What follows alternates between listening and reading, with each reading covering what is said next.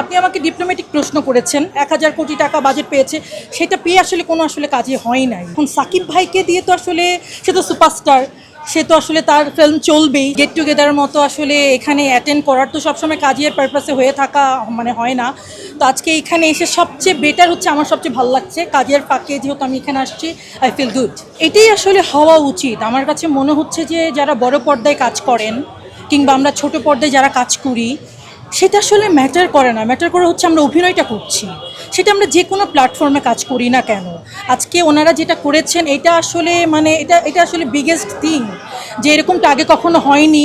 আর হয়েছে কিনা আমার জানা নাই, কারণ এই প্রথম আমিও দেখছি আপনাদের মতো। এটা আসলে খুব খুব পজিটিভ একটা দিক। দেখেন, ফিল্মে তো কিছু অনুদানের ছবি দেয়ই, সেটা আসলে যথেষ্ট না আমার কাছে মনে হয়। কারণ আর সবচেয়ে বড় থিং যেটা, আমাদের বাংলাদেশে হল একদমই নাই।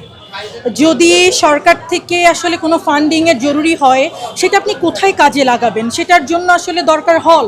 আপনি যদি ধরেন ৫ কোটি টাকা দামের একটা ফিল্ম করলেন, সেটা যদি আপনি মানুষকে না দেখাতে পারেন, সেটা আসলে কোনো লাভ নাই।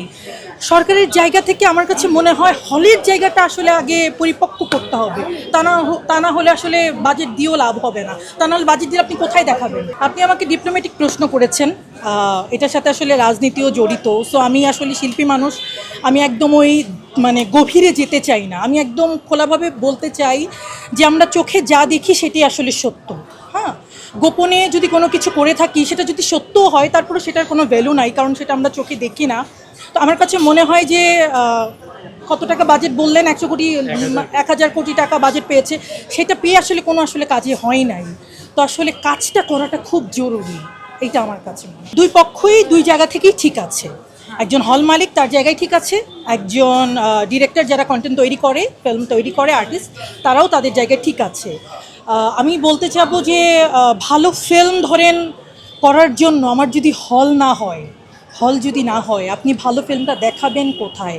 ধরেন ১০০-২০০ হলে যদি ধরেন, এখনকার মানুষের রুচির জায়গা চেঞ্জ হয়েছে। ধরেন তুফানের মতো সিনেমা আসলে হিট করছে, আদারওয়াইজ কোনো সিনেমা আসলে সেরকম হিট করছে না।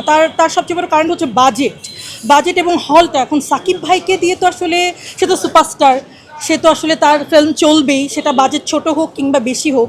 তো আমার কাছে মনে হয় যে হলটা হওয়া খুব জরুরি এবং ভালো কন্টেন্টটা হওয়া খুব জরুরি। ধরেন হল আছে কিন্তু কেউ ভালো কন্টেন্ট তৈরি করছে না, সেইটা আসলে তখন বলার জায়গা থাকে যে আমার তো হল আছে কিন্তু কোনো কন্টেন্ট তৈরি হচ্ছে না, বা ভালো কোনো কন্টেন্ট পাচ্ছি না। কিন্তু হলটা আমার কাছে মনে হচ্ছে সবচেয়ে বড় ফ্যাক্ট, সেইটা আসলে আগে ঠিক করতে হবে।